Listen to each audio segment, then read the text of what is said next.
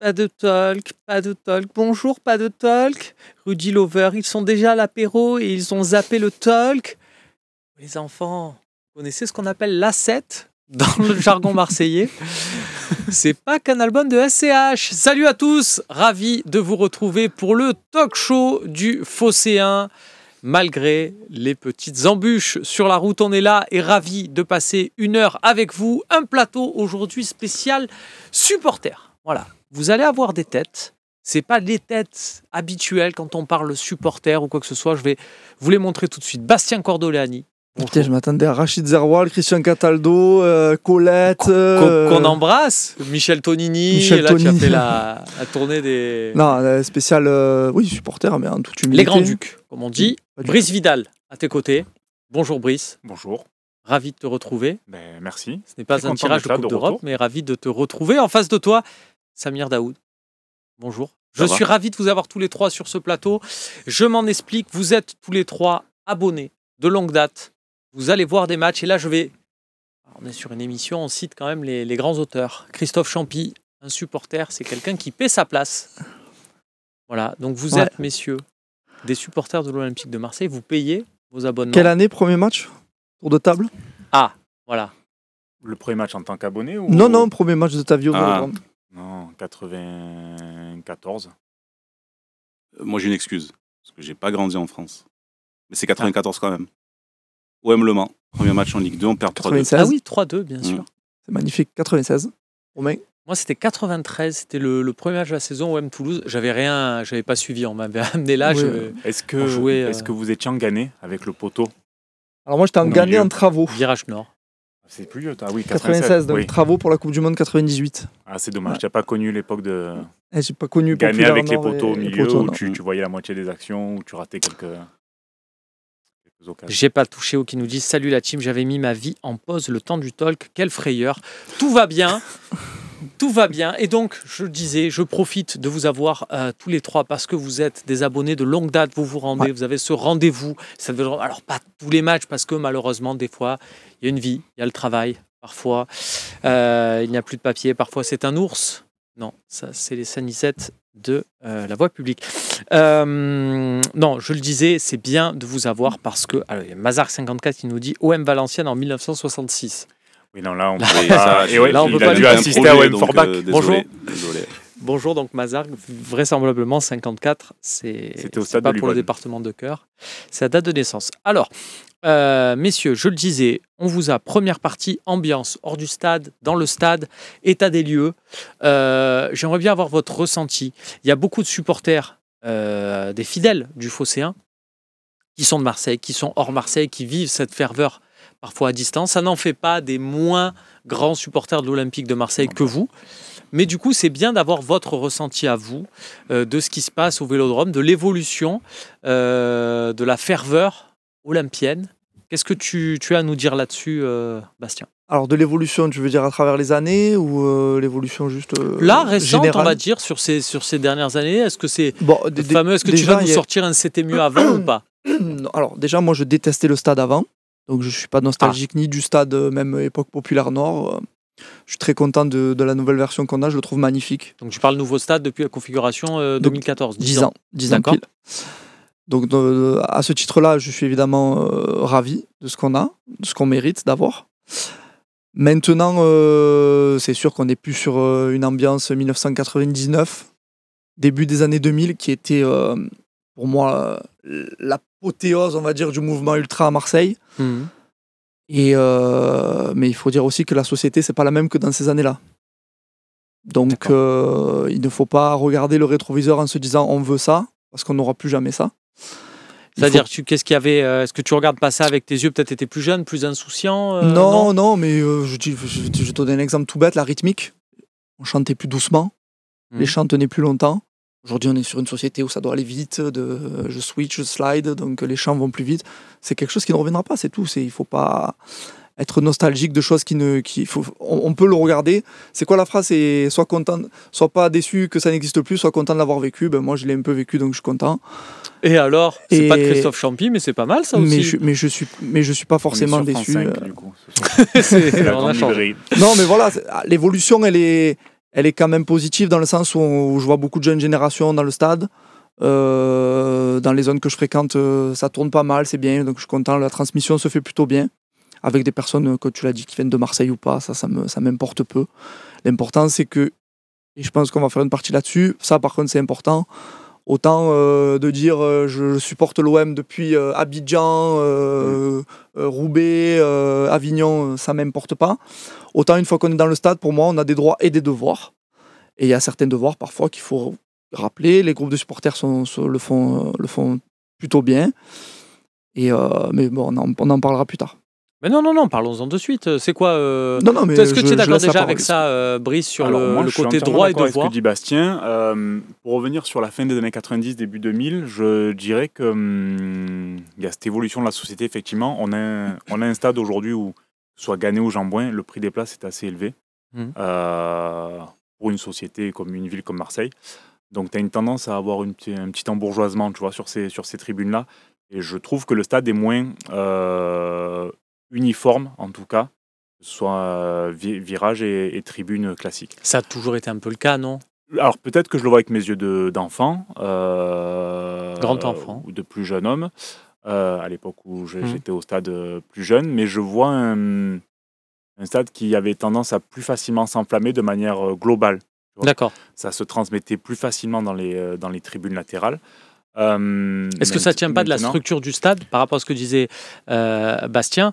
C'est que maintenant, on a fait beaucoup plus d'espace loge, d'espace VIP, où avant, on était invité en Jean-Bouin, il y avait une place et basta, j'ai envie de dire, alors que maintenant, avec une loge... J'ai vécu quelques matchs en loge quand j'étais plus jeune, même en loge, ça avait tendance à s'enflammer. Alors ça arrive encore quelquefois. Oui, pas souvent, hein, pas assez, peut-être à mon goût, je ne sais pas. J'aime les deux, hein, les virages comme les loges, c'est pas mal. Mais du coup, ce que je veux te dire, c'est que même en loge à l'époque, il y avait ce truc où ça pouvait s'enflammer, sauter.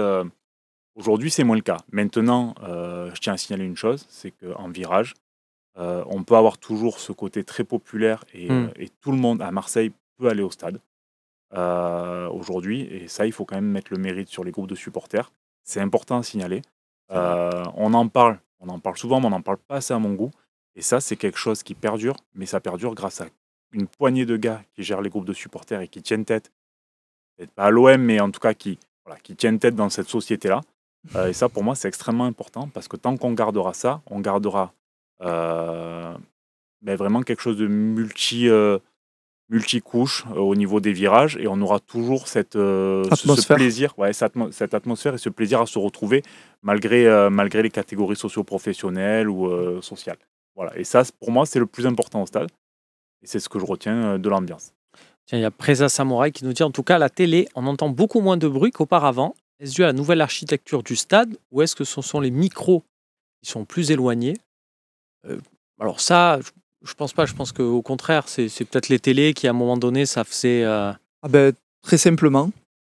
Juste très simplement, Samir, 2 secondes. Vas-y. Premier match de Sampaoli au Vélodrome OM Saint-Etienne, c'est le premier, je crois, de Amazon dans la configuration où ils ont la saison pour eux. Je vous invite juste à regarder le résumé du match. Bordeaux, non? On entend OM Bordeaux, pardon. OM Bordeaux, autant pour moi. Et il y a OM Saint-Etienne juste après. Sur ces deux matchs-là, il doit y avoir une configuration de micro qui n'a plus existé après, parce qu'on entend très peu les commentateurs tellement ça faisait du bruit. Et à partir de ce match-là, donc à partir de OM Saint-Etienne, ils ont totalement changé. Sur tous les autres matchs au Vélodrome, on entendait bien plus les commentateurs, bien moins les supporters. Mais après, je jette pas la pierre à la télé, parce qu'eux, ils vendent un produit avec des consultants, des gens qui doivent intervenir. C'est sûr que si tu entends un brouhaha constamment derrière, ça peut en déranger certains. Oui, mais des fois, ça crée un petit peu un écart entre même ce que vont te dire les commentateurs en bord de terrain. Là, je l'ai vu sur DAZN et tout. T'as les commentateurs, Chirou, Smaïl Bouabdella, qui te disent aujourd'hui, l'ambiance, elle est folle, c'est assourdissant et tout. En fait, t'entends rien. Quand tu vas au stade, tu sais de quoi ils parlent. Mais quand tu es un peu extérieur, tu te dis... Et il y a une baisse des budgets aussi. C'est les médias drastiques, avec moins de régisseurs son. Plus on met de son, plus c'est cher. Non, mais tu payes un gars qui tient le son, et DAZN, ils ont parfois même pas de consultant. Donc, c'est te dire s'ils ont à chaque fois un ça gars. aide pas à ce niveau-là. Jacques de Saint-Champ qui nous dit, alors on se plaint, il n'y a plus d'ambiance. Qu'est-ce que tu en penses, toi, Samir, sur ces dernières années, voilà, est-ce que tu observes un changement? Tiens, je parlais hors du stade, dans le stade, le fameux FC Parvis, dont on parle beaucoup, ceux qui aiment une génération, tu parlais de transmission de génération, forcément, avec Instagram, on peut utiliser des fumis devant le stade, ça fait des belles images, ça fait des belles stories.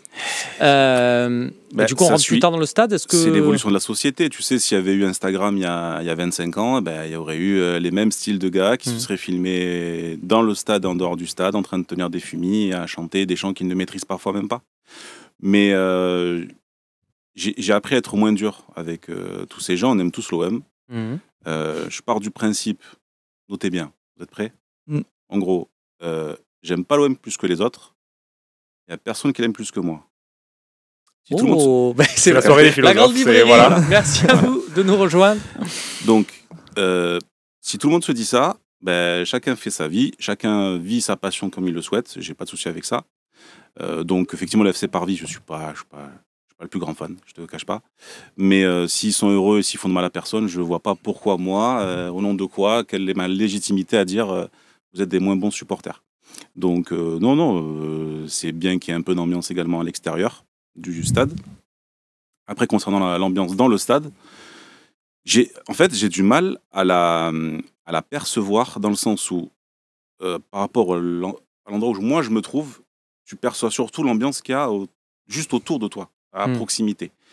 Tu as du mal à voir déjà le bruit de ton propre virage et tu vas te rendre compte vraiment de la folie si tout le stade s'y met, y compris Ghané et Jean-Bouin.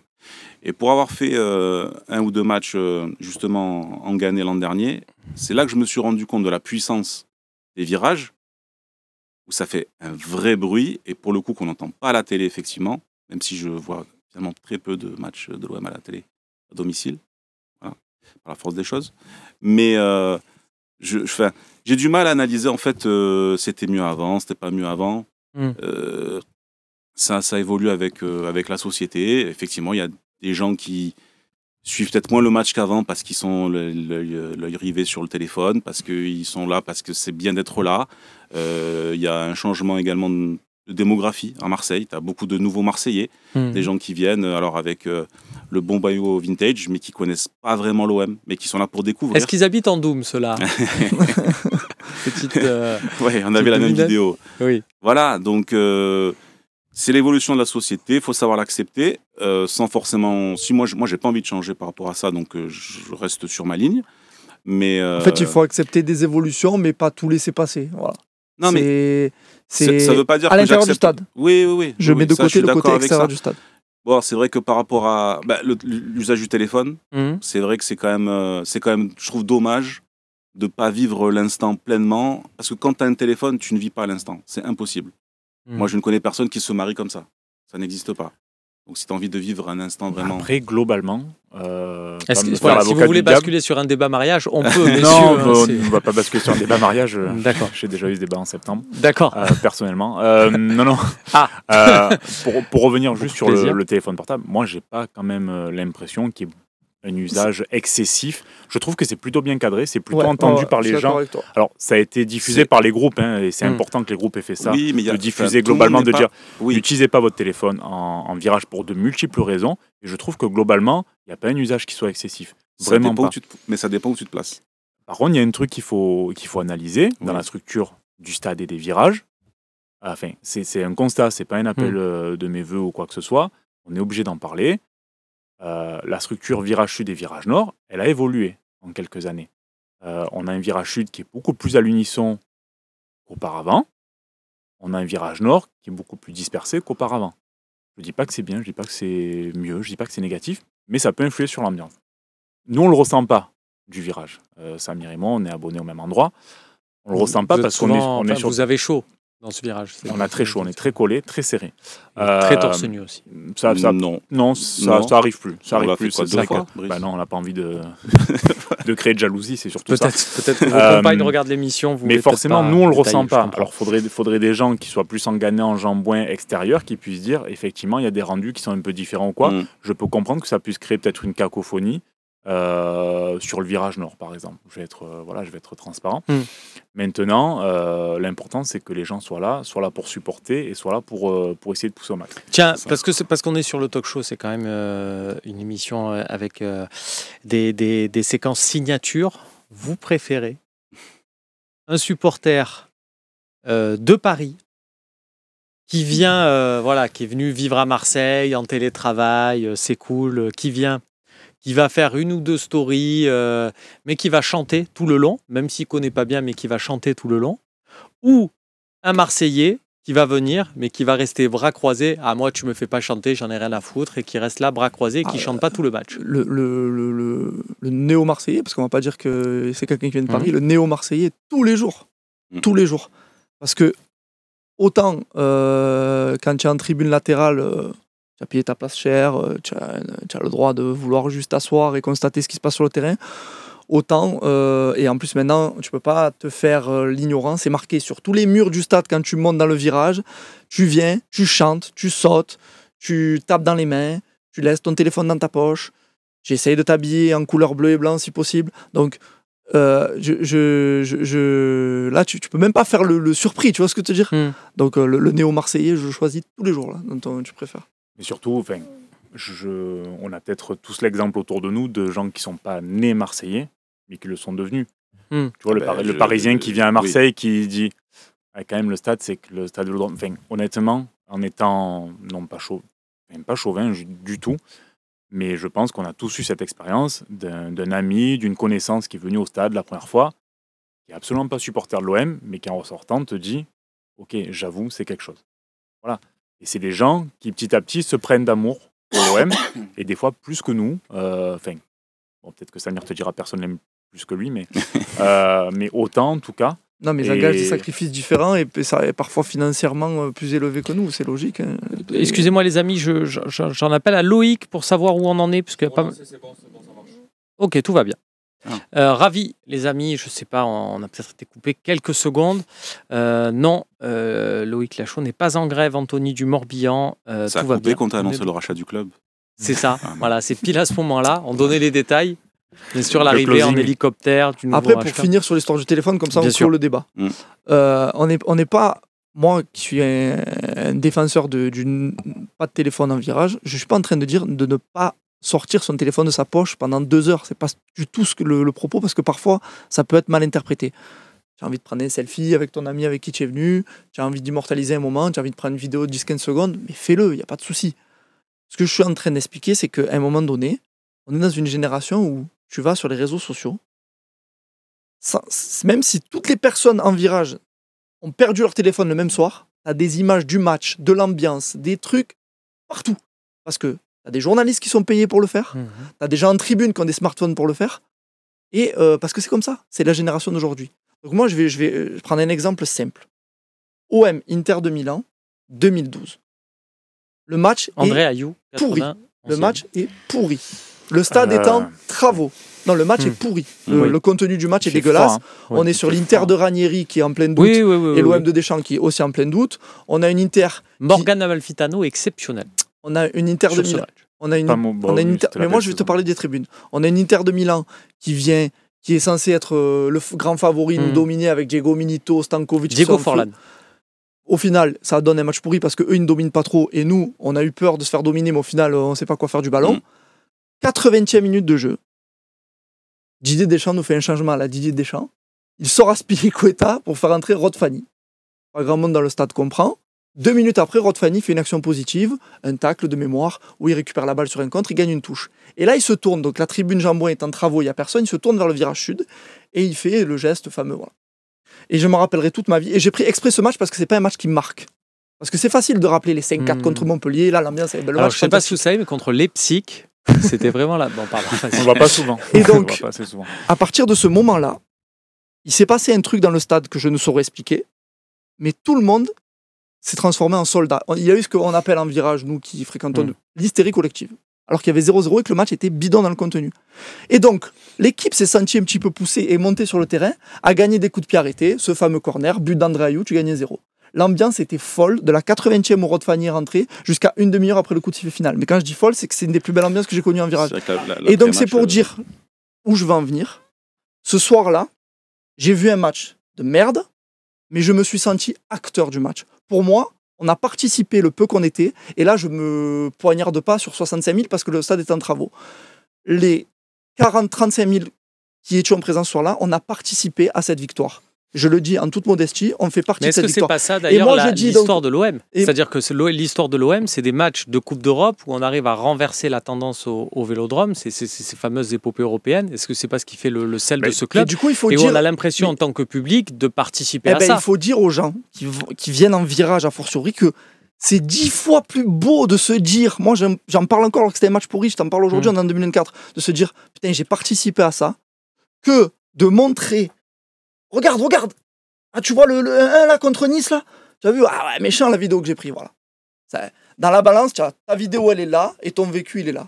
Donc vivez le match les gars, soyez acteurs. Tu peux pas empêcher aussi les gens qui viennent de temps en temps au stade, qui viennent de loin. Alors là je voulais défendre un petit peu parce que moi j'adore l'ambiance d'été. L'ambiance fin juillet, début août, voire jusqu'à mi-septembre là. Parce que t'as des gens qui viennent, tu vois, qui viennent pas de Marseille. Parce que tu revends des clubs. Il y a des accents de fou. Il y a des accents de fou. Tu dis mais d'où ils viennent? Et les mecs, tu dis ils ont traversé toute la France pour venir faire une semaine à Marseille. Ils savaient qu'il y avait le match. Ils se sont saignés pour prendre des places. Et je me dis l'OM ça existe aussi parce qu'il y a ces gens-là loin de Marseille. Donc ça, pour moi, c'est extrêmement important et on ne peut pas empêcher à ces gens-là de venir. Ils viennent en pèlerinage, ils viennent comme s'ils visitaient, mais ça arrive même le reste de l'année. Ils viennent comme pour visiter un monument, quelque chose d'historique et qu'ils ne reverront peut-être pas de leur vie ou très peu. Donc tu ne peux pas leur empêcher de prendre des photos. Alors après, il y en a qui exagèrent avec ça. Maintenant, voilà, moi je suis pas contre le fait, voilà, avant le match, il y en a qui prennent des photos, il y a le tifo en face, bon, tu le prends parce que tu as envie de garder ton souvenir à toi. Je peux comprendre parce que tu viens visiter quelque chose qui est un peu sacré, on a tous ce truc-là, nous on y va à quasiment tous les matchs, et pourtant, moi j'ai toujours ce truc-là, moi je me rappellerai toujours l'époque Covid, quand on n'a pas pu aller au stade et quand on a pu revenir au premier match, je te jure, j'ai eu un truc de remonter au stade, de revenir. J'ai l'impression d'aller. La saison qui suit la saison Covid, en termes d'ambiance, c'est une des plus belles que j'ai vécues de ma vie et ça fait 24 ans que j'avais besoin de toucher le stade, tu vois. J'avais besoin de toucher des morceaux du stade et tout parce que voilà, c'est chez nous. Du coup, on était allé toucher le centre d'entraînement pour certains, hein, à défaut. Voilà. Messieurs, on va passer à la deuxième partie, toujours là-dessus. Je vous incite sur le chat, vraiment, si vous avez des questions sur ce sujet, il n'y a pas de souci, avec grand plaisir. Je vous précise aussi que le Phocéen va accompagner un événement de e-sport, voilà, qui s'appelle l'Ascension. Eh bien, c'est super. Allez, on décale un peu, mais c'est pas très loin, c'est au Palais des Sports. Ça sera samedi 26 octobre. Voilà, ça sera une compétition de Fortnite avec une grosse dotation. Vous pouvez gagner vos places sur les émissions à venir sur le Phocéen. On va voir, tiens, s'il n'y a pas aussi un des membres de l'Ascension de cet événement qui pourrait venir nous en parler dans une émission. Vous pouvez, vous avez la billetterie, le lien qui vous a été mis par Loïc Lachaud. Vous pouvez aussi gagner vos places prochainement. Voilà, je sais que vous êtes mauvais à Fortnite, mais il y en a qui touchent un peu. Déjà, il faudrait qu'on sache à peu près ce que c'est. Non, je t'avoue que le e-sport, après, il y a Zos, mon gars, tu vois, qui me dit event de Zerator, c'est quand même la folie. Alors voilà, oui, vous aussi, vous êtes dépassé Zerator pour vous, mais Zerator, on peut dire que dans la vie. Dinosaure, non? Alors, juste comme ça. Zerator et Dua Lipa, c'est côte à côte, tu vois, pour te dire dans le... Je préfère Dua Lipa, voilà. Tu m'en voudras pas. Ouais, je suis allé chercher quelqu'un d'actuel, mais qui allait... Okay. Et j'ai vu que ça a fait la connexion dans vos cerveaux. Messieurs, tout est dit, on va pouvoir passer à la deuxième partie.